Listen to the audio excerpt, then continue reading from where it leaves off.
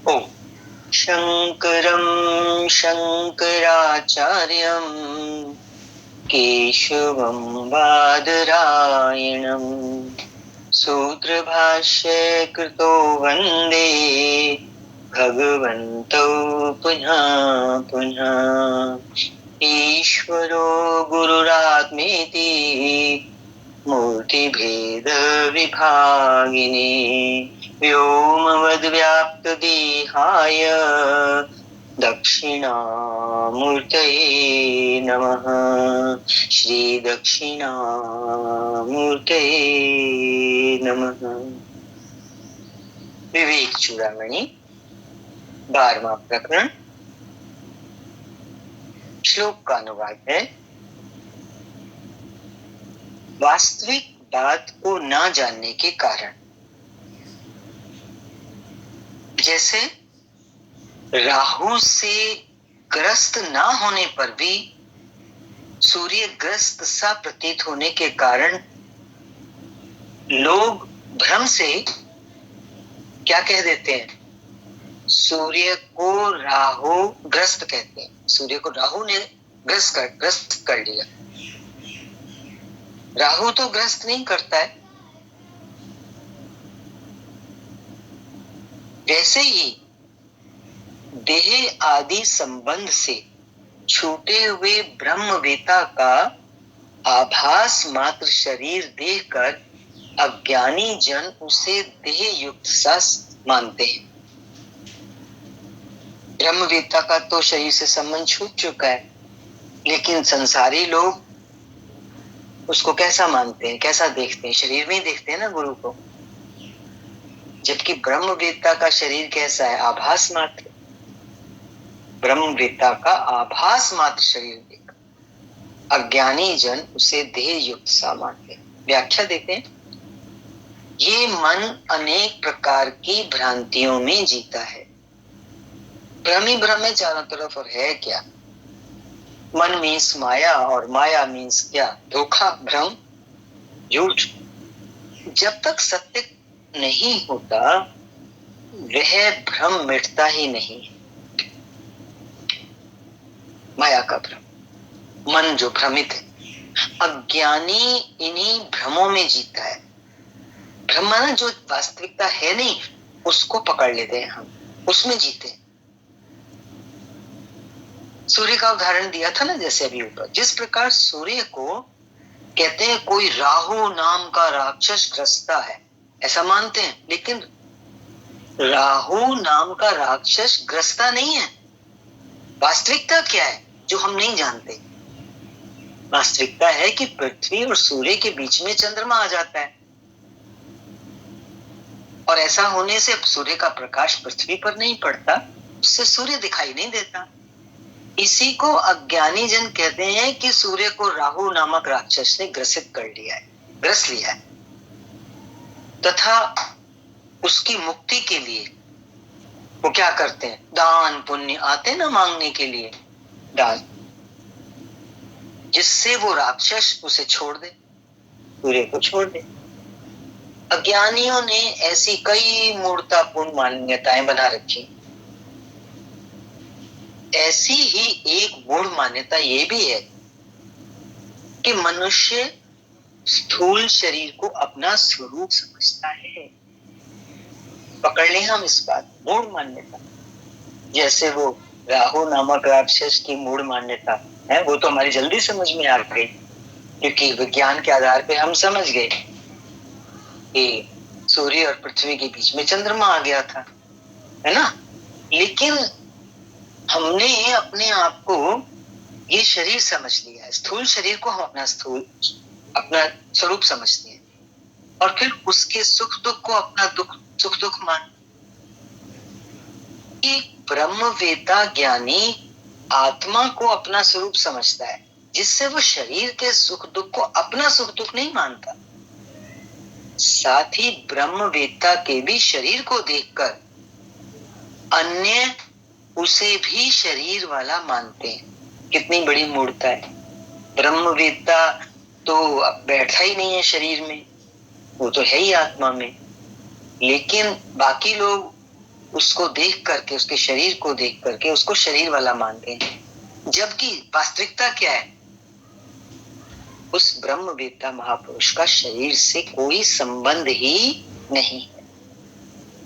ये बहुत अच्छी बात हमें यहाँ पे समझनी है। अपने जीवन में कभी हमारे को सौभाग्य मिलता है ब्रह्मवेत्ता महापुरुषों के शरण में जाने का, उनके दर्शनों का, तो ये याद रहे कि उनकी वास्तविकता क्या है। वो शरीर नहीं है, वो देह से ऊपर है। इसी क्रम में अगले श्लोक का अनुवाद दे रहे हैं। ये मुक्त पुरुष का शरीर तो सांप की केंचली के समान प्राण वायु द्वारा कुछ इधर उधर चलायमान होता हुआ पड़ा रहता है। व्याख्या में देखो, ये स्थूल शरीर किस चीज का बना हुआ है? रक्त, मांस, मज्जा, अस्थि, हड्डियां आदि जड़ पदार्थों का बना हुआ है। लेकिन ये चलायमान कैसे होता है? इसमें प्राण वायु माना, प्राण वायु मीन्स चेतना। प्राण वायु उस वायु को कहते हैं जो हमारे शरीर को जीवित रखी है। इसीलिए बोला जिसमें प्राण वायु तथा चेतना का संचार होता है, और उसी की सहायता से ये क्रियाशील और गतिशील होता है, ये स्थूल शरीर। किंतु इसमें कर्तृत्व अभिमान जीव चेतना के कारण आता है।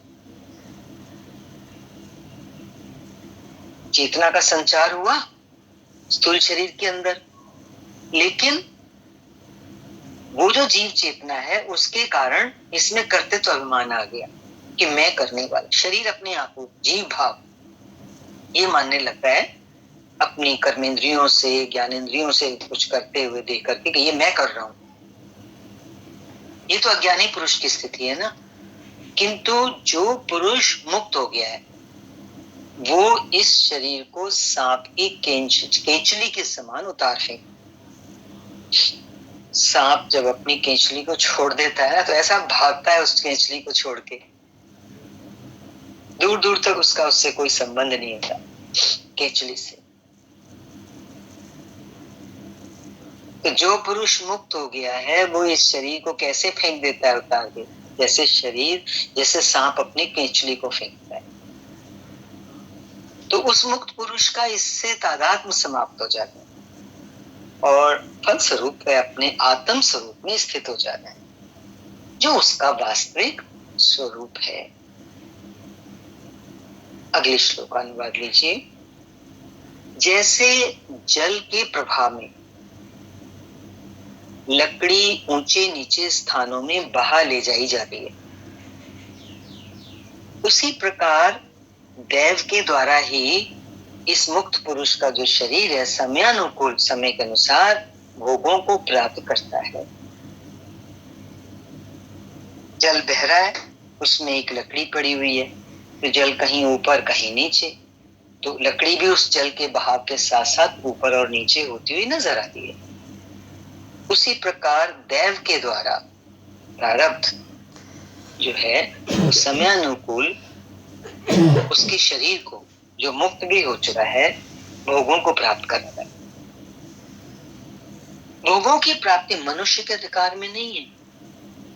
हम सोचते हैं ना हम इस विषय भोग को प्राप्त करें, पर सच्चाई तो ये कि ये हमारे अधिकार में नहीं। अगर हमें कभी जीवन में जो कुछ भी मिलता है अच्छा या बुरा, वो तो हमारे कर्मों का ही फल होता है। यदि मनुष्य के अधिकार में ये चीज होती तो वो जैसा व जितना चाहे भोग प्राप्त कर सकता था, किंतु जितना चाहा जाता है उतना उसे कभी मिलता है क्या? कभी नहीं मिलता। कभी कभी तो जो चाहा जाता है उसका उल्टा ही उसे मिलता है। तो इसका अर्थ है कि भोगों की प्राप्ति दैव के अधीन, जिसका वह जितने का वो अधिकारी है उतना ही उसे मिलता है। पतंजलि ने अपने योग सूत्र में लिखा है कि मूल के विद्यमान रहने तक उसके परिणाम स्वरूप पुनर्जन्म, आयु और भोग प्राप्त होते हैं। मूल के विद्वान, मूल क्या है? मूल अविद्या, मूला ज्ञान, अज्ञान मूल में जो जड़ में हमारे पड़ा हो, उसी के कारण तो एक के बाद एक जन्म होते हैं और भोग प्राप्त होते हैं। शरीर इसी प्रारब्ध तथा दैव के अधीन कार्य करता है, जबकि ज्ञानी इससे मुक्त हो जाता है। अगले श्लोक का अनुवाद ले रहे हैं। मुक्त पुरुष का शरीर प्रारब्ध कर्म से कल्पित वासनाओं द्वारा संसारी पुरुष के समान नाना भोगों को भोगता है। यहाँ अब देखो, मुक्त पुरुष और संसारी पुरुष की बात आ रही है। संसारी पुरुष के समान मुक्त पुरुष का शरीर भी प्रारब्ध कर्म से कल्पित वासनाएं, वासनाओं को कैसा बताया? कल्पना, वो भी भोगता है। और सिद्ध पुरुष कुलाल चक्र के मूल की भांति संकल्प विकल्प से रहित होकर साक्षी भाव से मौन होकर रहता है। 3 तरह के पुरुष की व्याख्या है इसमें, मुक्त पुरुष, संसारी पुरुष और सिद्ध पुरुष। व्याख्या के माध्यम से देखो। प्रारब्ध अर्थात पूर्व जन्मों के संचित कर्मों के फल स्वरूप वासनाओं की पूर्ति हेतु, या यूं कहो उन कर्म फलों को भोगने हेतु ही मनुष्य को वर्तमान शरीर मिलता है, जिसके भोग जरूरी ही भोगने ही पड़ते हैं। अनिवार्य होने से मुक्त पुरुष भी, वो मुक्त हो चुका है, लेकिन अन्य संसारी व्यक्तियों की भांति वो शरीर के प्राप्त भोगों को तो भोगता ही है एवं भोगना पड़ता ही है। किंतु क्या फर्क है? आत्मज्ञानी स्वचेतना आत्मा में स्थित रहने से उसके संकल्प विकल्प, कामनाएं, वासनाएं, अहंकार आदि नहीं होते, जिससे वह भोगों की कामना नहीं करता। स्वाभाविक रूप से अथवा प्रारब्धवश जो प्राप्त हो जाए उसे स्वीकार कर लेता है, तथा प्राप्त नहीं होते हैं तो उसे प्रारब्ध मान समझकर उसके लिए चिंतित नहीं होता और साक्षी भाव में तथा मौन होकर रहता है, किसी की आकांक्षा नहीं करता। अगले श्लोक का अनुवाद है। ब्रह्मवेत्ता पुरुष अत्यंत सघन आत्म आनंद रस के पान में मतवाला होकर साक्षी रूप से स्थित हुआ, इंद्रियों को ना तो विषयों में लगाता है और ना विषयों से हटाता है। वह अपने कर्मों के फल की ओर तो देखता भी नहीं। यह ब्रह्मवेत्ता ज्ञानी पुरुष की बात चलेगी। ब्रह्मवेत्ता ज्ञानी सभी शारीरिक क्रियाओं और भोगों का मात्र साक्षी हो जाता है। उसका किसी क्रिया को करने या नहीं करने का आग्रह समाप्त हो जाता है। क्या करूं और क्या नहीं करूं, ये चीज नहीं है अब उसके लिए। क्योंकि जो आग्रह है ना, ये तो मात्र वासना के कारण ही होता है ना, तो वासना तो उसमें है ही नहीं। किसी स्वाभाविक क्रिया को रोकना भी वासना ही है। इसलिए ब्रह्मवेत्ता ज्ञानी के अंदर ये भी नहीं होता कि मैं ये नहीं करूं, क्योंकि उसको भी ये वासना बता रहे, मैं ऐसा ही करूंगा अथवा ऐसा नहीं करूंगा। दोनों में संकल्प होता है जो मन का विषय है, और ब्रह्मवेत्ता ज्ञानी तो मन से ऊपर है, उसका तो मन बिल्कुल सर्वनाश हो चुका है। कह रहे हैं आगे कि मन के पार आत्मा में स्थित हो जाने पर ब्रह्मवेत्ता ज्ञानी के सभी संकल्प विकल्प समाप्त हो चुके होते हैं और वो केवल साक्षी मात्र रह जाता है। इसलिए बोला लास्ट में, वो तो कर्म फलों पर भी ध्यान नहीं देता। कर्म तो उससे भी होते हैं, लेकिन उसका कोई ध्यान नहीं होता उस तरफ। यही मुक्तावस्था की स्थिति है। अगले श्लोक का अनुवाद देखते हैं।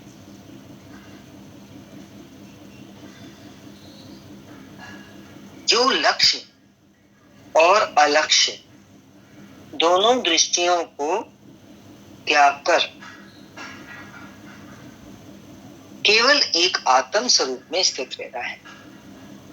वह ब्रह्मवेताओं में श्रेष्ठ महापुरुष साक्षात शिव ही है। जो लक्ष्य, क्या लक्ष्य है क्या लक्ष्य नहीं है, अब तो ये कोई दृष्टि उसकी बची नहीं, किसी भी प्रकार की दृष्टि नहीं है ना, तो इसलिए बोला दोनों दृष्टियों को त्याग कर केवल और केवल आत्म स्वरूप में स्थित है।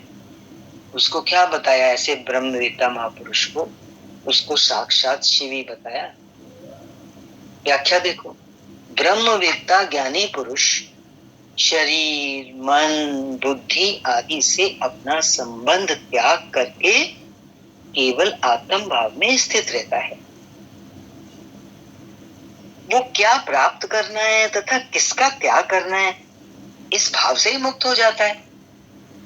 तथा सोए हुए पुरुष के समान ज्ञान शून्य भी नहीं होता। ये नहीं कह सकते कि वो मूढ़ है, ज्ञान शून्य है, जैसे सोया हुआ व्यक्ति है उसे कोई ज्ञान नहीं हो रहा। ये ब्रह्मविद्या ज्ञानी पुरुष वैसा नहीं है, ज्ञान शून्य नहीं है। हर समय उसकी स्थिति किसमें है, ज्ञान स्वरूप में है, क्योंकि आत्मा कैसी है, ज्ञान स्वरूप।